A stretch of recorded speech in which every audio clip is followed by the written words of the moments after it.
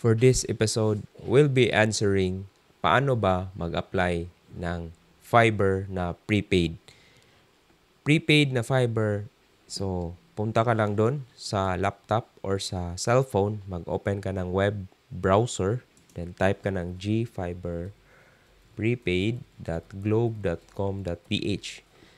Always remember, ito lang yung official na channel na pwede ka mag-apply online.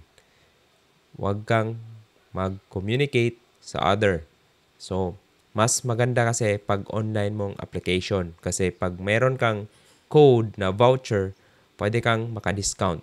Currently kasi, so dito, upon entering, so ibig sabihin, andun ka na sa landing page ng G Fiber Prepaid.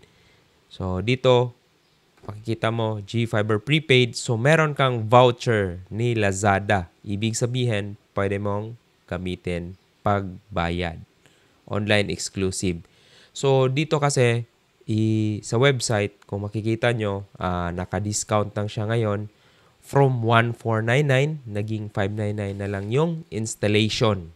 Tapos, 50 Mbps, no lockup. Ibig sabihin, pwede mong hindi loadan kung hindi mo nagustuhan yung serbisyo ng fiber. Tapos, install agad 24. Although meron siyang 24, minsan kasi may mga factors na medyo matagalan yung installation. Kasi yung weather, kung maulan, hindi nila maakyat or hindi nila ma-install. Tsaka meron ring permitting. Kasi minsan, yung subdivision, kailangan pa ng permit para makapag-install or makapaglatag ng fiber sa mga poste. So, isa yun sa mga factors. Tapos, sa babayaran mo ito, one-time payment lang to, 599 na lang. Ngayon, naka-promo. Kaya mag-avail na kayo. This summer lang yan, limited offer ni G-Fiber Prepaid. Tapos, i-click nyo to. Tingnan kung may fiber sa inyo. So, click nyo yan. Dito, kailangan mo nang mag-fill up ng address. So, for example, province. Ano yung province mo? Lagay natin sa Cebu. City. Anong city? Toledo. Tapos barangay. Ano yung barangay? Bato. So, yan. So, automatic, magbibigay na yan ng address. Okay? So, specific if building or naka-house number. So, make sure accurate yung mga fini-fill up nyo na location. So, kung house number, pwede naman not applicable. Street is, lagay nyo lang sa, dito is, hindi mo kabisado, Toledo. Tapos, subdivision, ano yung subdivision? Bato. So, hindi mo naman kailangan na specific kung hindi mo alam yung address kasi kalilipat mo lang. Kasi pwede kang mag-pin yung location. Pin location means ipipin mo sa map. So, ilolocate mo sa map yung dito. So, i-zoom out mo. Pwede mo i-control zoom out. So, dito sa Bato. So, dito ako sa may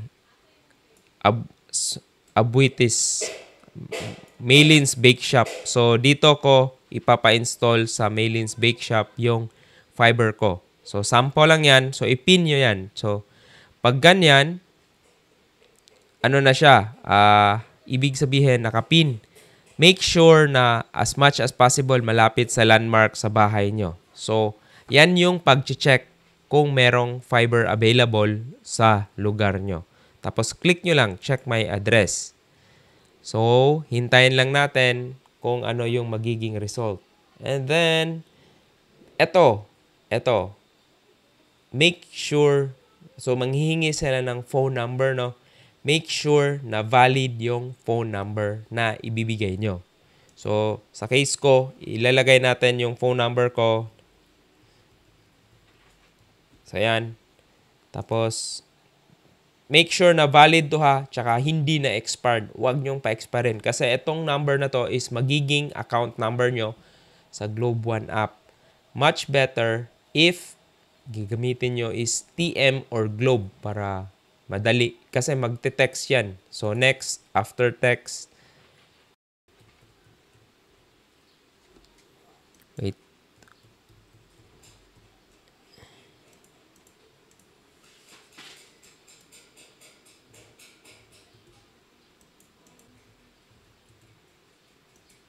Next. So, after ma-generate ng passcode, always remember yung passcode, magte-text na yan dito. So, OTP. So, wait lang. Maghintay ka ng OTP sa phone. So, hindi pa dumarating. Yan, meron ng OTP sa phone. So, nakalagay sa akin 327650. Then, click. After dito, kailangan nyo nang mag-OTP. Tapos, mag-fill up ng form. Doon ka hihingan ng mga complete name, address.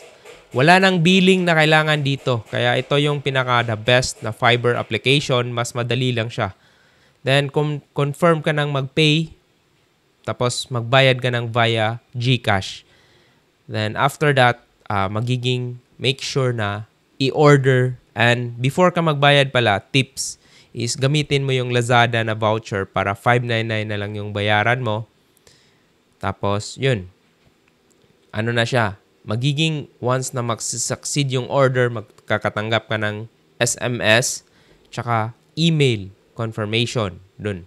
Tapos, yun. After that, wait ka na lang na tumatawag yung technician. Then after is magigi-install ka na. So, ganun lang yung application ng Fiverr Prepaid for Globe.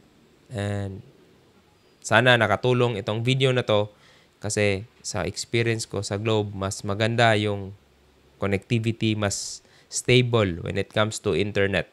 So, i-follow yung steps na to. So, make sure to subscribe sa channel. Maraming salamat. See you around.